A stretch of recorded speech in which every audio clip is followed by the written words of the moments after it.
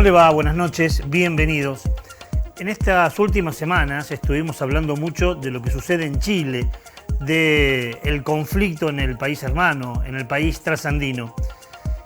Y traemos a colación, no necesariamente vinculado con las protestas, pero queremos aprovechar lo que está pasando en el país de Chile para traer una información o una noticia, una reflexión más que nada, de algo que también sucede en Chile, aunque es en Chile, en Argentina y también en Australia. En todo ese hemisferio sur pueden llegar a ocurrir cosas que podemos sufrir mucho en un futuro cercano. Estoy hablando de los proyectos hidroeléctricos que sobre todo en la Patagonia nuestra y del lado chileno se están generando con una celeridad realmente impresionante, y que los expertos dicen que esos proyectos que no tienen los estudios que debieran tener van a generar un cambio en la biosfera por demás de importante. Lo que vas a ver ahora es una animación, no dura más de 4 minutos y explica un poco qué puede llegar a pasar y qué puede llegar a pasarnos a la humanidad si estos proyectos que se están llevando a cabo no son frenados y no son al menos estudiados como debieran serlo. Escúchame, por favor. Hoy estamos en un proceso de comprometer el balance climático de nuestro planeta. Aunque estamos separados por miles y algunos kilómetros, Canadá, Argentina y Chile conservan el 33% de los últimos bosques templados lluviosos del mundo. En Chile, esta biodiversidad está en riesgo. En la región de los ríos existen cerca de 20 megaproyectos hidroeléctricos que afectarán el origen y causa de las aguas que dan vida al bosque valdiviano y su extraordinaria biodiversidad. Dañarían irreparablemente ríos como el Fuy, San Pedro, Yanquihue, Carranco, Ranintulelfu, Yizán, Changlil, Reyehueico, Pilmaiquén, El Salto, El Mocho, Florín, Chirre, Licán Melipue, Estero Correntos, Estero Chilcoco, Laguna Francisca y el lago Neltume, cuyo humedal de aguas calmadas provee el hábitat a huillines, cisnes de cuello negro y avifauna, cuyos ciclos de vida se sustentan de estos humedales. Todo está ligado: agua, aire, tierra, árboles. Es una gran cadena donde nada es autosuficiente. Si alteran el curso del agua, este afecta a las especies vegetales, perjudicando a los animales y en consecuencia a nosotros. Una gran variedad de megaproyectos energéticos alteraría irreversiblemente miles de hectáreas de bosques patagónicos de la Reserva de la Biosfera declarada por la UNESCO el año 2007. Algunos de estos proyectos inundarían territorio indígena sagrado, cubriendo de agua el lugar donde se realiza la ceremonia del Guillatún, en el lago Neltume, provocando además la desaparición de un cementerio mapuche y afectando profundamente territorio ancestral de numerosas comunidades que allí viven.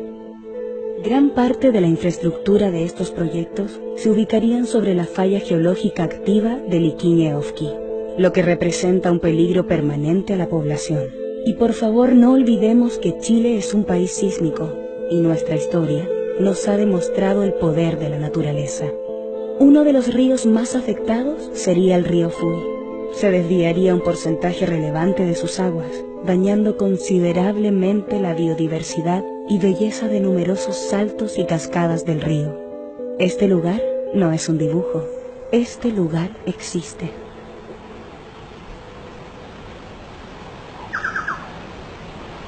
La magia del sur de Chile está justo frente a tus ojos, una sutil y frágil armonía que podría ser fácilmente destruida. Lo que es importante no es lo que se fue, sino lo que permanece. Aún tenemos los bosques, ríos, lagos, glaciares y miles de maravillosas especies. Sabemos hoy que las soluciones están aquí.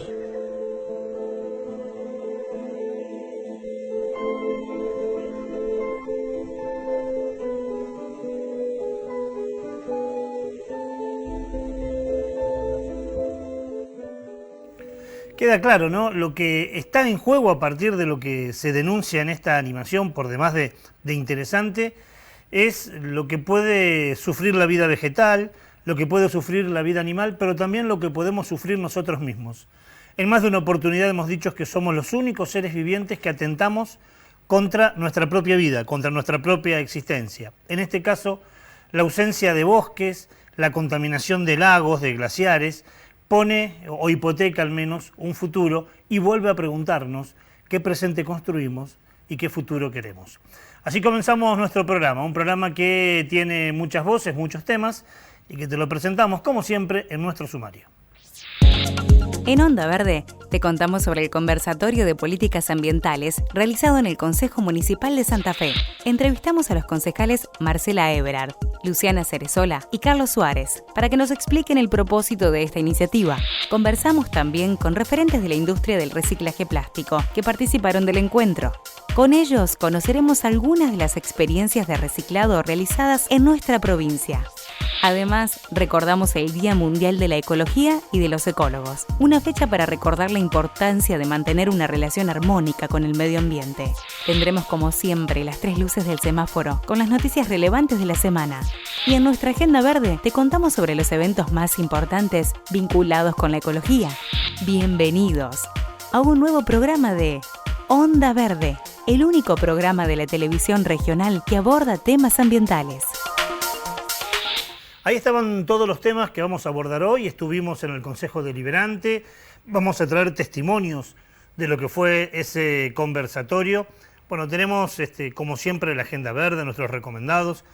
Pero momento de presentar efeméride. ¿Cómo te va, Pablo? Buenas noches. ¿Cómo estás, Ricardo? Buenas noches. Es el Día de la Ecología y del Ecólogo, ¿no? Exactamente. Como todos los 1 de noviembre, el pasado viernes, se conmemoró el Día de la Ecología y de los Ecólogos. Recién, Ricardo, vos hablabas del daño que genera la mano del hombre en la naturaleza. Qué importante que es este día para detenernos a pensar un poco justamente en todas estas cuestiones. Si hablamos de la ecología, si pensamos qué es la ecología, tenemos que decir que estamos hablando de la ciencia que analiza justamente la interrelación de los seres vivos con su entorno. Y si nos detenemos a pensar, Ricardo, tenemos que decir que actualmente estamos viviendo en un sistema productivo y económico que muchas veces daña gravemente el entorno en el que vivimos. El aire, los mares, se contaminan los campos en pos de la producción económica que muchas veces termina siendo mucho más importante que la salud nuestra y de nuestro planeta. Y donde muchos ciudadanos, pero sobre todo dirigentes,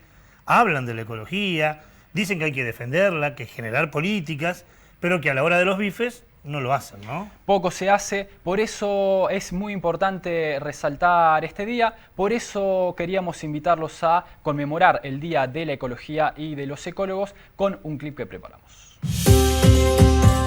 Cada 1 de noviembre se conmemora el Día Mundial de la Ecología, para recordar en todo el planeta la importancia de conocer y valorar las relaciones que existen entre los seres vivos y su ambiente.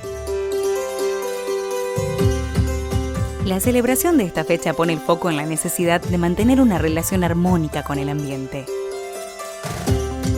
Entre múltiples datos que revelan el deterioro ambiental en el mundo, se estima que la Tierra experimenta la 6ª extinción de especies más importante de su historia, asociada a la expansión y el desarrollo de los seres humanos. América Latina y el Caribe contienen 12 de los 14 biomas en el mundo y 191 de las 867 ecorregiones únicas del mundo. Es responsable de un 60 a un 70% de toda la vida conocida en la Tierra. En nuestros países, los patrones insostenibles de producción y consumo y una mayor demanda de alimentos y materia prima continúan poniendo mayor presión en los ecosistemas. La contaminación del agua, del aire y los desechos químicos amenazan también la integridad de los seres humanos. Disminuir nuestra huella ecológica es uno de los más grandes retos que enfrenta la humanidad. En la medida en la que ocupemos de manera inteligente nuestros recursos naturales, podremos garantizar el bienestar y el crecimiento de nuestras sociedades.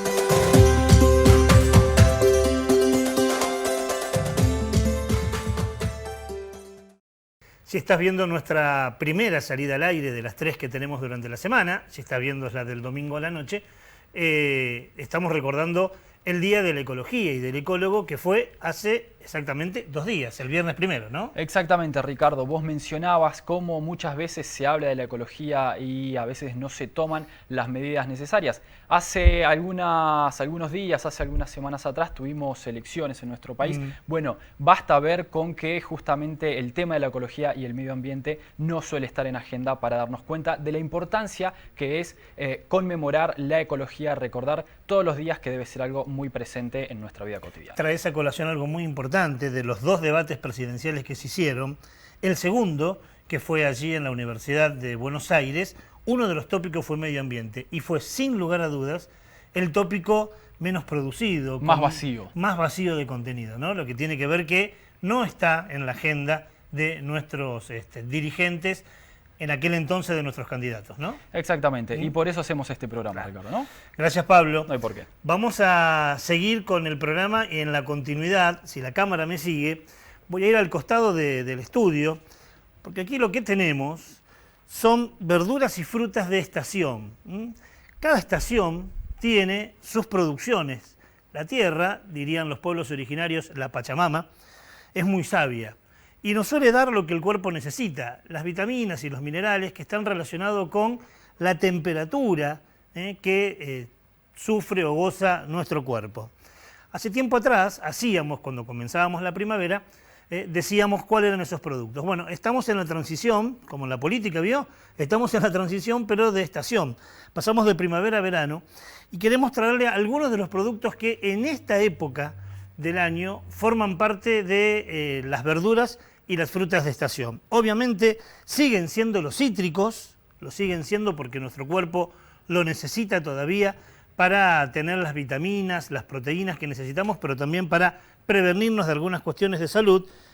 Aparece la banana en esta época del año, aparece manzana, zapallitos y lechuga, pero traemos fundamentalmente esto, y lo queremos traer porque lo que traemos aquí hoy son las arvejas, pero no son las arvejas de lata, son las arvejas, así se dice, que se pueden comprar, por ejemplo, en las dietéticas o algunas verdulerías que las venden. Estas son arvejas absolutamente naturales, no es la que está enlatada. ¿Cómo se consume esto? Bueno, esto debe hervirse un tiempo y luego que se hierve se puede guardar en el freezer todo el tiempo que usted quiera. ¿Qué va a generar esto con diferencia a la arveja que compramos en el supermercado, la que viene en latas? Primero, que tiene muchas más vitaminas. Segundo, que tiene muchas más proteínas. Tercero, que no pierde nada de lo que tenemos que tener para nuestro cuerpo en esta época del año. Y además, ¿sabe qué? Es mucho más barata. Digo, ¿por qué en vez de comprar latas y guardarlas en las alacenas y dejarlas ahí un par de semanas, un par de días y hasta, ¿por qué no?, un par de meses, ¿por qué no hacer lo mismo con la arveja natural, blanquearla, hervirla, guardarla en el freezer y ocuparlas cuando necesitamos? No solo vamos a cuidar nuestro bolsillo, sino que además nos va a hacer mucho mejor a nuestro cuerpo, porque la tierra es sabia, por eso nos da este producto en esta época del año y porque no tiene ningún tipo de conservante ni aditivo que sí tiene la lata y que le saca, le resta, le extrae parte de lo que la arveja tiene para nuestro propio cuerpo. Así que recuerde, siempre nos hace mejor al cuerpo y a la economía. Estos son algunos de los productos de esta época del año y la arveja es muy importante para nuestro cuerpo en este momento que nos toca vivir y puede cuidar el bolsillo si hace esto. ¿Cómo le va, Raúl? ¿Cómo le va? ¿Cómo ¿Qué anda dice? usted? ¿Bien? ¿Todo tranquilo? Bueno, ya sabe. Qué buena esa explicación, para tenerlo en cuenta. Sí, vio que a veces la locura del tiempo nos lleva a consumir todos los la productos caja, envasados. la lata. Y me olvidé de decir, ¿sabe qué? Aquí, en este caso aparte, tiene que desechar basura. Exacto. La lata esa, que ¿cuánto demora en su casa? Nada. Compró la arveja, la abre, pone la arveja y tira la lata. No genera basura después, Bueno, ¿no? un tema también que se está planteando en otro organismo distinto tiene que ver con la carne también envasada, Claro ¿no? que sí. Una locura que no se compre más en la carnicería, que lo venden directo, sino que ya viene directamente envasada. O sea, ahorrar ese proceso, ¿no? Cuando Es compras la peligroso milanesa eso. tenés que sacar el tergopol de Claro. abajo, el plástico de arriba, lo tirás a la basura en el mismo momento que lo consumís. Exacto. Por eso decíamos en un programa que compramos alimento envuelto en basura. En basura, directamente. Pero usted vino por Tenemos la que hablar luz, de playas ¿no? ahora. Por la luz roja. Exacto. Y estamos hablando de un desastre ambiental que ocurre en Brasil y por el cual 200 playas brasileras la están pasando muy mal. Así es, 200 playas brasileras, como bien decías. Es más, el gobierno de Bolsonaro calificó esto como si el país estuviese sido atacado militarmente. De la gravedad que consiste este tema, es una contaminación grave con petróleo, sobre todo. Es más, hay personas afectadas debido al petróleo y tiene que ver con un derrame producido, según dice el gobierno de Brasil, en zonas que tienen que ver con campos de petróleo, pero en Venezuela, claro, que se ha expandido a tierras brasileras. Así que hay que decir que la situación es grave en este momento, se está combatiendo contra eso, son voluntarios también que están limpiando como pueden. Una de las imágenes veíamos un chiquito, un Exacto, adolescente que salía de la playa absolutamente totalmente bañado, ¿no? Exactamente. Eso tiene que ver la luz roja del día de hoy. La vemos.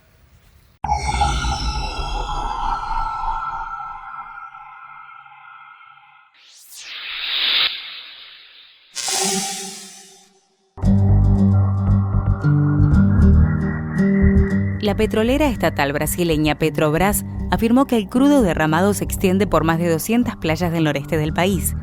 Asimismo, sostienen que el petróleo proviene de 3 campos petrolíferos de Venezuela, aunque se desconocen las causas del vaciamiento. Miembros del gobierno y la Marina sostienen que el crudo se desplaza a una profundidad que no es posible detectar por satélites, radares o a simple vista por barcos o aeronaves. Además, afirmaron que es imposible contener ese petróleo con barreras y otros instrumentos. En tanto, el presidente Bolsonaro pidió formalmente a la Organización de Estados Americanos para que Venezuela se manifieste sobre el derrame.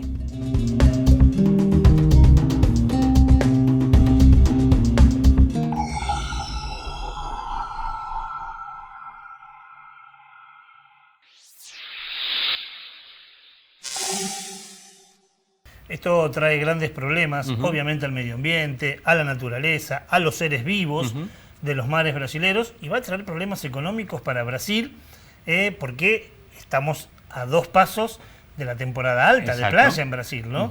Y trajo grandes problemas en la salud de los voluntarios. Exacto, el Ministerio de Salud está advirtiendo sobre las personas que están en contacto con el petróleo, porque más de 150 personas ya han sido tratadas en diferentes nosocomios de las distintas zonas donde sucedió este hecho por contaminación en la piel, obviamente que empieza con erupciones, también lo que tiene que ver con la respiración y otros problemas. Así que grave la situación, hay que ver después judicialmente a quién corresponde la culpabilidad del hecho, ¿no? Porque es grave que se contaminen 200 playas, pero después parece que esto siempre termina en nada, sucedió el hecho, alguien tiene que pagar por eso. Salvo que genere problemas económicos en la temporada turística brasileña, ¿no? Es un hecho grave, bien lo decía Raúl, que queda en el tiempo, porque limpiar de petróleo playas y mar lleva muchísimo tiempo. Y como es un hecho grave, lo ubicamos en nuestra primera luz del semáforo, que es la luz roja. Hacemos un pequeño corte, ya volvemos.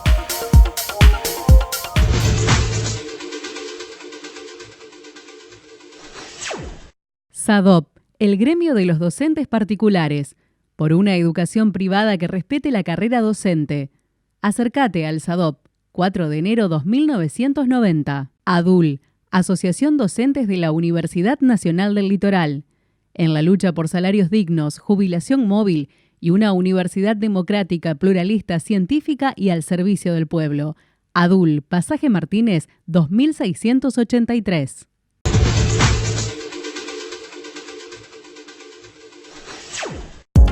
Segundo bloque de nuestro programa del día de hoy. Lo decíamos en el sumario. Se llevó a cabo en el Consejo Deliberante de la ciudad de Santa Fe un conversatorio. El tema fueron los plásticos, a partir de una iniciativa de, entre otras, la concejala Marcela Ebrard, de regular, no prohibir, regular el uso del plástico.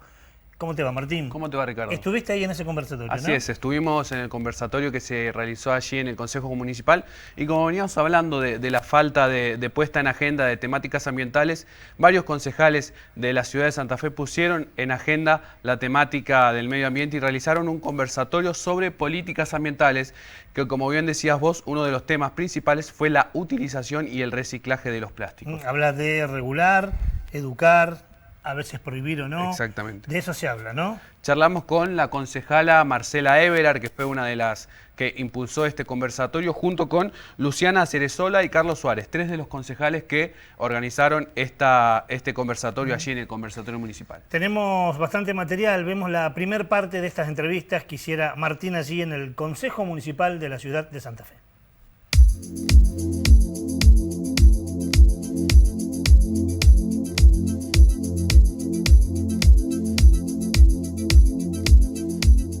Bueno, estas jornadas surgen a partir de varios proyectos de los que hemos sido autores junto con la concejala Eberard y el concejal Suárez, de distintos, digamos, matices, distintos puntos de vista que apuntan más que nada a la regulación de la utilización del plástico en la ciudad, más que nada apuntando, digamos, a la prohibición, como se comenzó en un momento como consejo con el proyecto del concejal Suárez, las bolsas de plástico.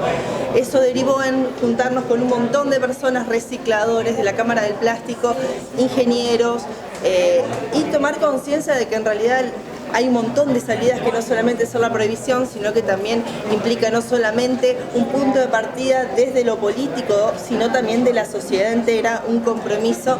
Sabemos el plástico es ya de total conocimiento, la cantidad de basura, que el 85% de la basura marina en los océanos es plástico, y que Argentina tiene un 15% de tasa de reciclaje del plástico, cuando el argentino promedio genera 43 kilos de uso de plástico por año. Entonces, en virtud de esos números, es que tenemos que arrancar a ver cómo solucionamos este tema desde el Consejo, desde la provincia, desde el país, y un compromiso de la sociedad entera.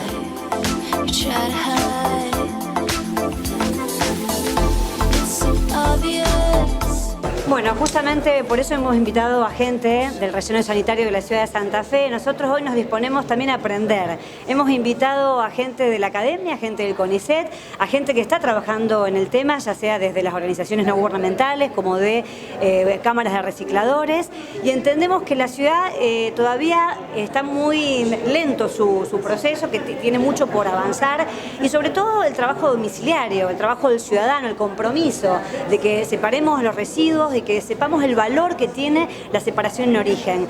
Todo lo que estamos haciendo está vinculado. Nosotros en el mes de octubre lo declaramos como el mes de protección a la naturaleza, y todas las acciones que queremos encarar desde el Consejo, desde lo que hacemos en el día a día, tienen que ver con eso. Son iniciativas de concejales, pero también la ciudadanía nos pide posar la mirada sobre qué ambiente estamos dejándole a las generaciones futuras y a nosotros mismos. Entonces, nuestra necesidad era conversar con quienes saben y generar las mejores normas para que sean posible aplicarlas y tengamos un mejor ambiente.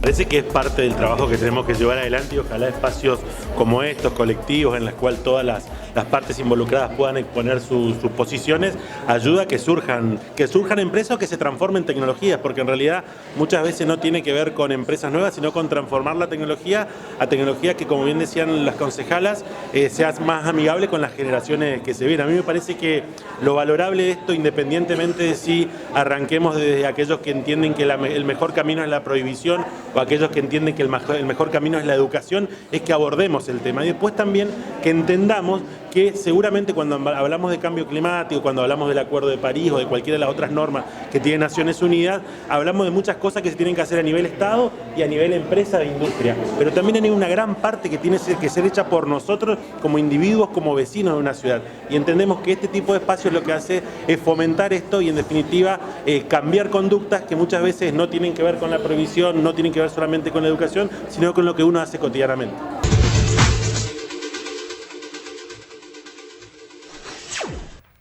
Bueno, esta es una primera parte, tenés más material y es interesante, ¿no? Seguro, Ricardo, es importante, entre otras cosas, que sigan trabajando por las políticas medioambientales y que pongan en agenda específicamente estas temáticas. Es muy importante, y saludar la presencia de la ciencia, porque en ese lugar, cuando Martín estaba, por ejemplo, el doctor Atademo, que es un científico del CONICET, junto con Agustín Basó, que forman parte de la ciencia, lo que nos dice qué hacer y qué no hacer.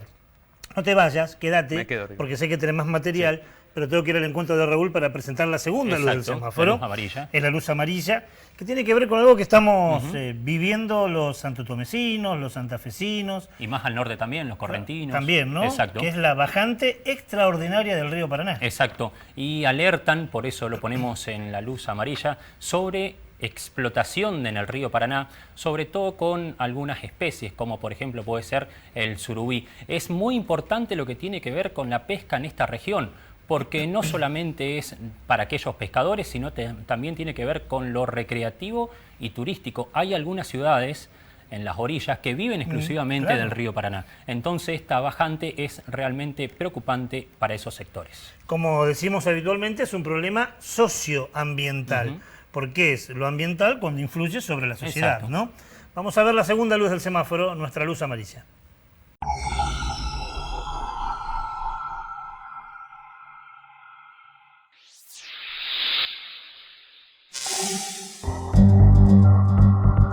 La bajante del río Paraná y algunos cambios de normativas en las vedas de pesca de la provincia de Corrientes pusieron en alerta máxima a los pescadores artesanales y deportivos del litoral. El recurso corre riesgo si desde el Estado no se protege con mayor rigor los periodos en los cuales se puede pescar y la parte que se lleva a la pesca industrial. Si bien el descenso del río es estacional, su duración y las escasas lluvias del comienzo de primavera pueden complicar el ciclo reproductivo de algunas de las especies más representativas de la zona. La Dirección de Recursos Naturales de Corrientes dispuso aplicar una veda extendida a todo el tramo correntino del río Paraná, lo que generó un rechazo inmediato de la Asociación de Pescadores Deportivos del Litoral. En tanto, este grupo de pescadores pidieron por la vuelta de la veda continua entre noviembre y diciembre para evitar la depredación de las especies que se reproducen río arriba.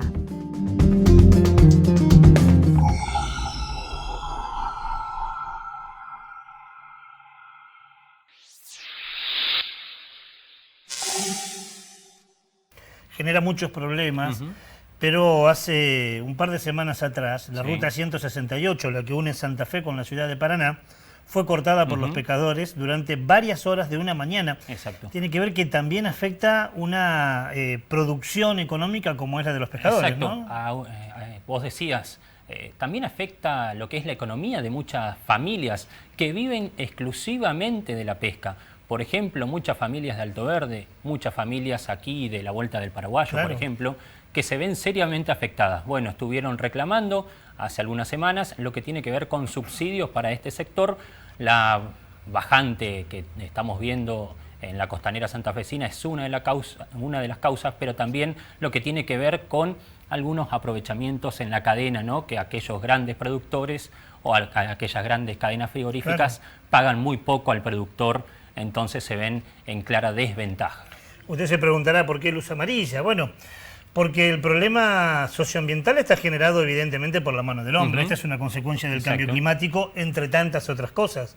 Y está también ahí, las represas de allá arriba, ¿no? Exacto, y está ahí en el medio a punto de resolverse, buscando, por ejemplo, una resolución que tiene que ver aquí en el gobierno provincial con los pescadores del otro lado. Y allí está entonces la explicación de por qué luz amarilla. El tema, la macana ya la hicimos, por eso está la bajante del río Paraná. Ver cómo solucionamos el conflicto. La faltante de muchos bosques en el norte, en los incendios en el Amazonas, por ejemplo, produce esto también. Ya estamos viendo las consecuencias. Exacto. Gracias, Raúl. Habíamos quedado con Martín que teníamos más material. Escuchamos y vimos a los las concejales y concejalas de la ciudad de Santa Fe hablando sobre este tema. Dijimos que estuvo la ciencia y también estuvo el mundo empresarial. Así es, Ricardo. Estuvo el sector empresarial, estuvieron distintos actores del campo de la ciencia y estuvimos entre ellos con 3 personas. Estuvimos con Verónica Ramos, ella es directora de Ecoplas, una empresa dedicada al reciclaje de plásticos. Estuvimos también con Pablo Carulo, de la Asociación de Cooperativas Argentinas, que tiene sede en Cañada de Gómez. Y también estuvimos con Javier Levy, de Cuanta Reciclaje, una empresa de reciclaje que tiene ya más de 15 años de experiencia en el rubro. Lo que vamos a ver en esta entrevista es que hacía Martín es cómo, en este caso, las empresas, el mundo privado, puede unirse a paliar este tema. Hasta aquí todo bien, pero mire la entrevista y después va a ver que algunas cosas vamos a poner en conflicto.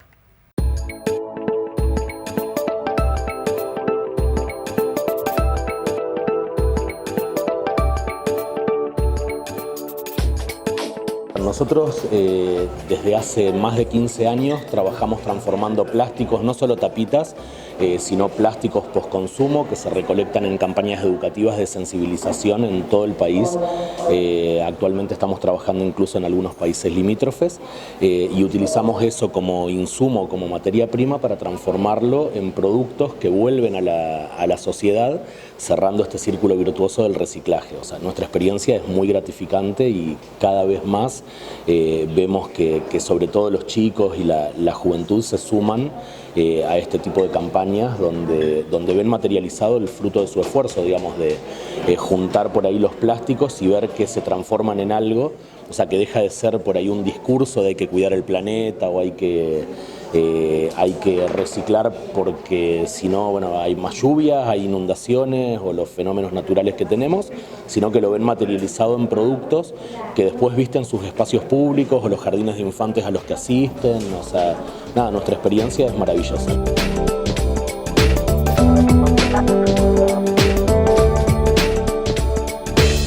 Nosotros hacemos juegos infantiles, mobiliario urbano, equipamiento de gimnasia, estamos haciendo ahora una línea de elementos de seguridad vial, la que estamos pensándola exclusivamente para trabajarla con el reciclado de los bidones de fitosanitarios y nada, hacemos de todo, la verdad que muchos productos.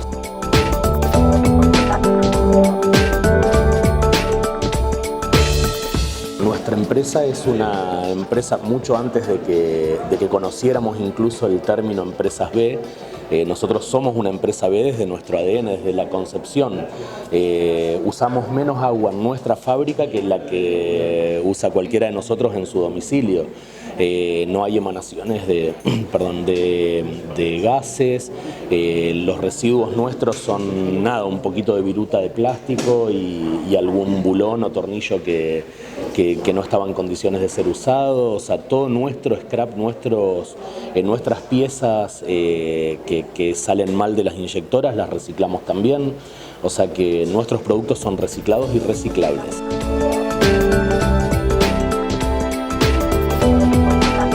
Nosotros somos Ecoplas, somos una entidad técnica profesional especializada en plástico y medio ambiente. Como ONG venimos trabajando hace más de 25 años, si bien hoy está en boga el tema del plástico, en promover el uso y consumo responsable del plástico y su reciclado. Vos sabés que hoy el mundo, y Argentina particularmente, estamos tratando de introducir a la industria plástica en lo que es la economía circular. Es decir, que el plástico, como mencionaba anteriormente la gente de Cuanta, no es un residuo, sino que es un recurso. Hoy fuimos gentilmente invitados por los concejales de Santa Fe porque hay proyectos que tienen que ver con la prohibición de plásticos de un solo uso. Nosotros como entidad lo que promovemos es el reciclado de estos productos, ya que se pueden transformar en varias cosas. En Argentina se están reciclando 241.000 toneladas de plástico por año. Es un número importante, a pesar que en nuestro país no tenemos una ley nacional de responsabilidad del productor o ley de envases.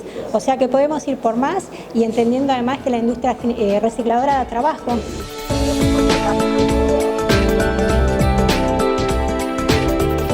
Hoy por hoy la industria recicladora tiene una capacidad ociosa de un 60%. ¿Y por qué? Porque nosotros estamos separando muy poco los residuos en los hogares.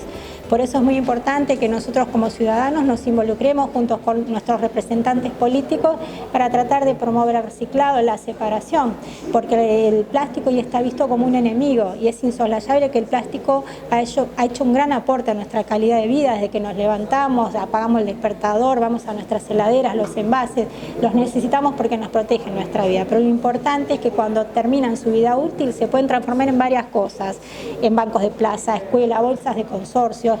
Nosotros estamos trabajando en el Irán para hacer durmientes para trenes hechos con plástico reciclado.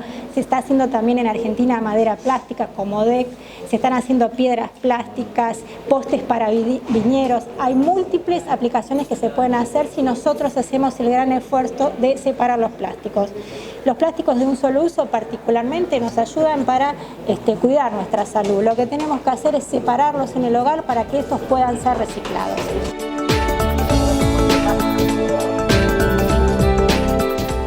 Y básicamente nosotros lo que procesamos son envases de fitosanitarios y silobolsas.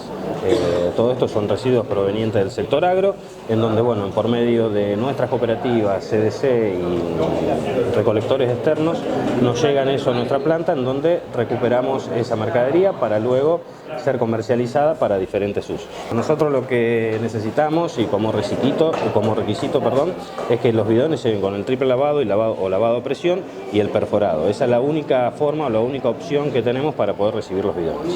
Luego nosotros comercializamos ese pellet y nuestros clientes por lo general suelen utilizarlo para hacer lo que sea pisos deck, caños para el desagüe cloacal, caños para el tritubo por donde pasa la fibra óptica, que tienen varios usos, muchos usos, obviamente todo controlado, ¿no?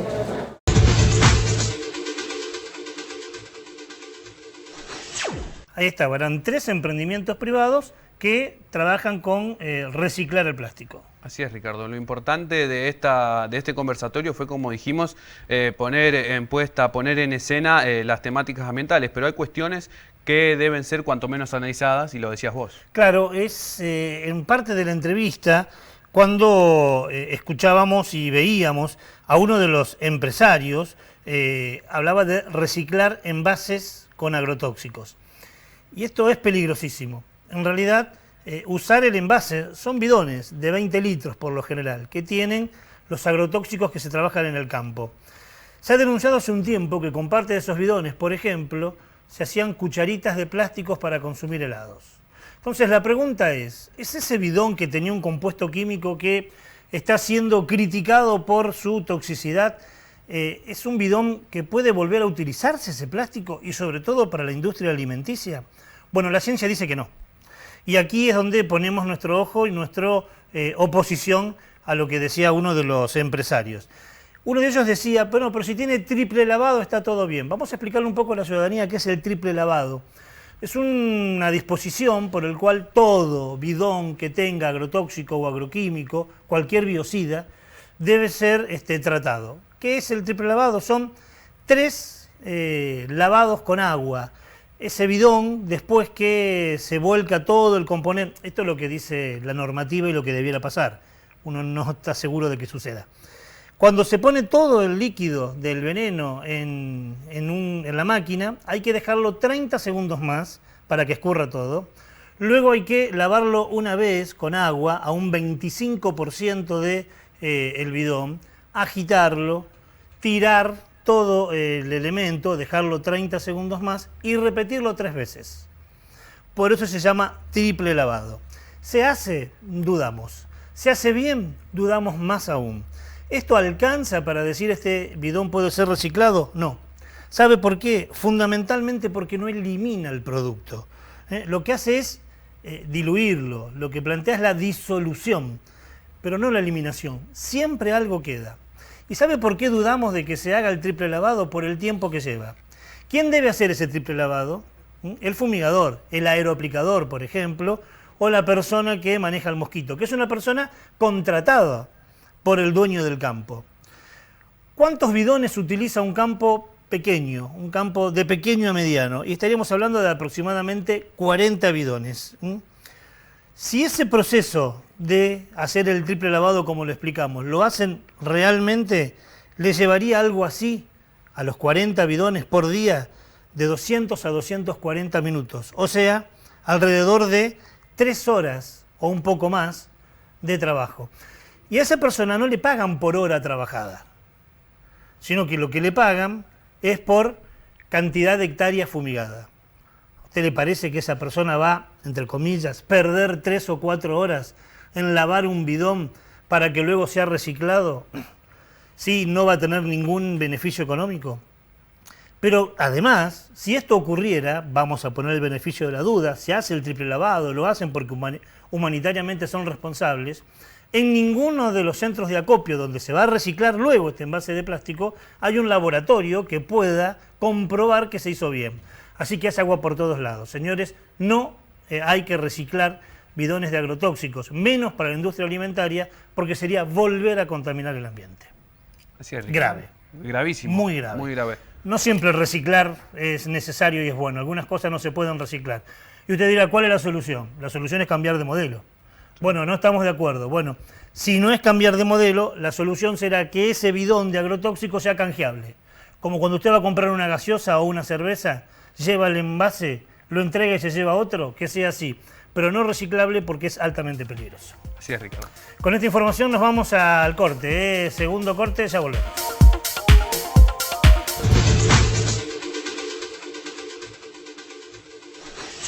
SADOP, el gremio de los docentes particulares, por una educación privada que respete la carrera docente.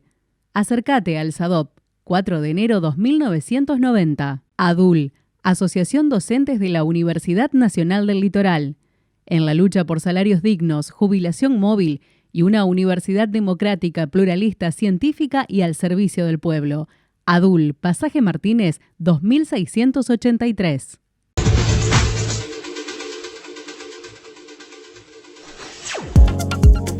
Tercer y último bloque del programa del día de hoy. ¿Cómo le va, Yula? ¿Cómo andás, Ricardo? La extrañamos, ¿eh? Un par de semanas sin venir, aunque trabajando. O sea, la producción Pero volví. no podía venir, ¿eh? Ya nos estaban acusando de que la única mujer del grupo no estaba. No. Yula viene como cada semana a traernos los recomendados, esas producciones vinculadas con la cultura, con la creación del hombre, que tiene que ver con alguna parte del programa que abordamos. Y en el caso de hoy elegiste la efeméride, ¿no? Sí.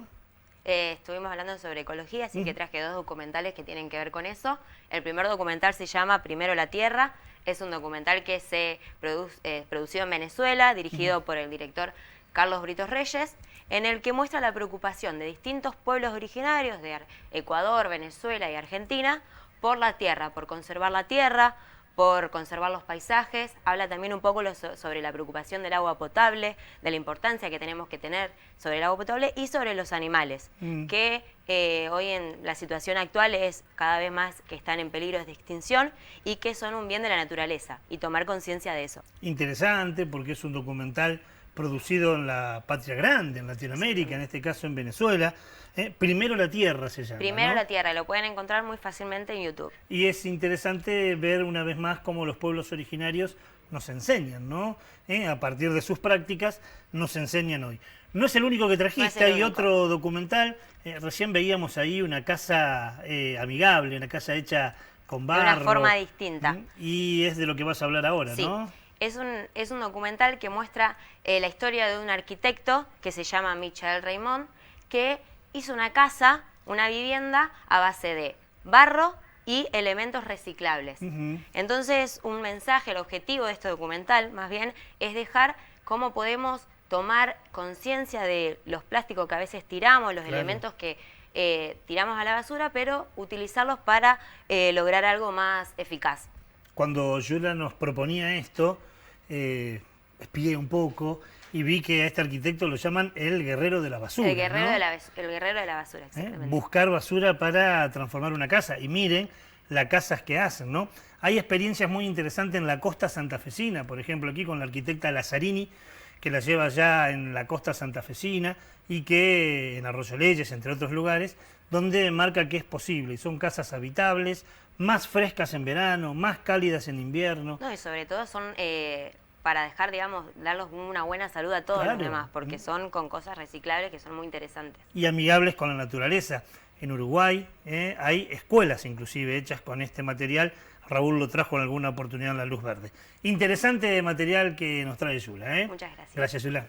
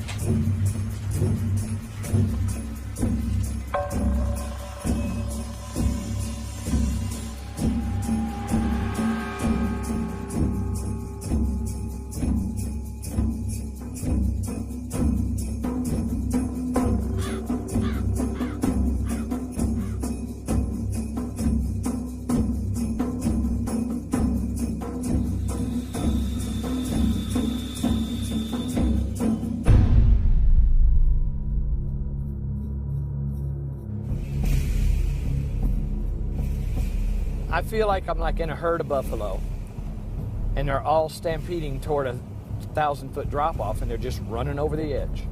And I'm in that herd. And I'm like, I ain't going there, you know. I'm not going to go down that way.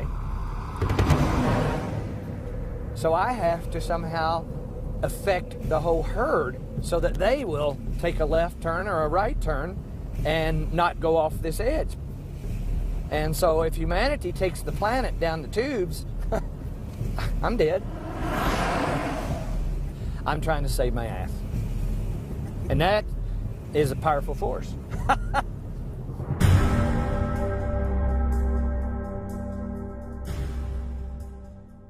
Y así como este arquitecto norteamericano Exacto. genera casas, casas amigables, en China están creando una ciudad amigable. Exacto, ¿no? Es una obra del arquitecto Boeri, es un arquitecto que está trabajando en este tema hace mucho tiempo también, y en el 2020 se inaugura la primera ciudad bosque. Recordemos también que China es uno de los países más contaminantes del mundo, junto con Estados Unidos, pero bueno, en esta ocasión realizan, y destacamos que así sea, la primera ciudad bosque, que va a traer muchos beneficios. Te repetimos, en 2020 se va a inaugurar. Yo creo que es la primera vez también que traemos a China en cuestiones socioambientales o ambientales en la luz verde. En algo bueno, ¿no? Siempre tiene ahí algo que ver con la pesca o contaminando muchísimo con sus fábricas, así que bueno, una buena para China. Es una buena noticia, por eso lo ubicamos como siempre en nuestra luz verde del semáforo de hoy.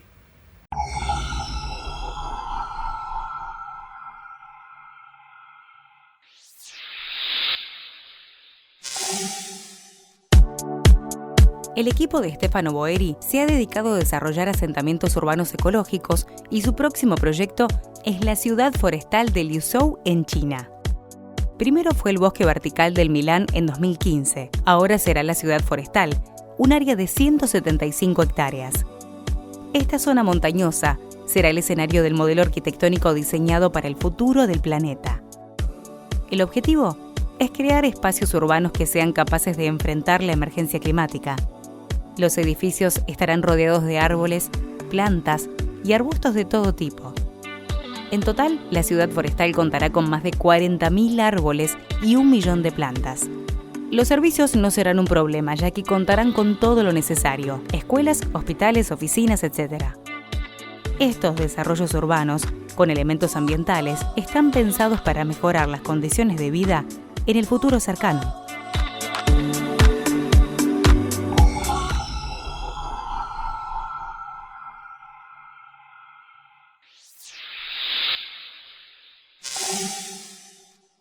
Si debiéramos resumir, Raúl, ¿cuáles serían los aspectos principales de esta ciudad? Te destaco algunos puntos fundamentales de esta mega construcción. Es evitar el cemento, sobre todo, proteger los bosques. Esta es una tarea que viene realizando el arquitecto en los lugares donde trabaja. Bloquear una posible expansión de la ciudad, reducir la contaminación y, por último, hacer que la naturaleza sea un componente esencial de la ciudad. Interesantísimo, y estamos a pocos meses, en el 2020 ya va a poder estar en funcionamiento, ¿no? No quiero ser pesimista, pero veremos cuánto tiempo tardan en destruir esto, ¿no? Bueno, ojalá que no. Ojalá que no, pero bueno. Primera ciudad verde, en este caso, o bosque creado, ciudad bosque, así se dice, creado por China. Buena noticia, por eso lo ubicamos en nuestra luz verde.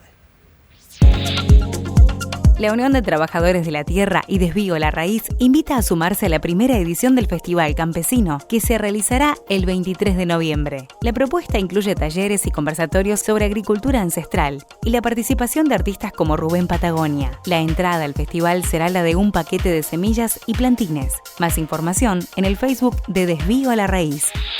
Del 2 al 5 de diciembre se realizará el 4º Congreso Nacional de Ciencia y Tecnología Ambiental, Conservación y Degradación de Recursos, Producción y Ambiente y Sociedad. Serán los ejes temáticos del Congreso a realizarse en la sede central de la Universidad Nacional Arturo Jauretche, Avenida Calchaquí 6200, Florencio Varela, Buenos Aires. Más información en www.congresoargentinayambiente.org.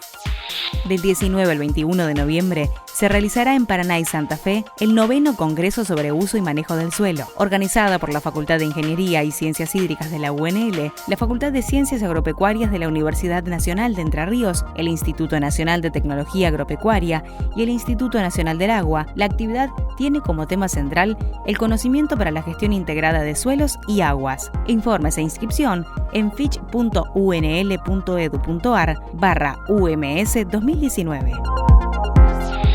Bueno, ya casi nos estamos yendo después de la Agenda Verde. Momento de irnos con alguna expresión cultural. ¿Qué nos trajiste hoy y por qué? Traje la canción que se llama Agua, que es una canción de Los Piojos.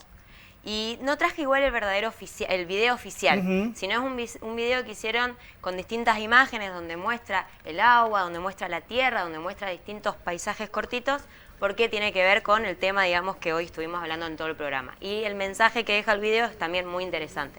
En el programa hablamos en más de una oportunidad sobre el agua. Raúl trajo el problema de la baja del río Paraná.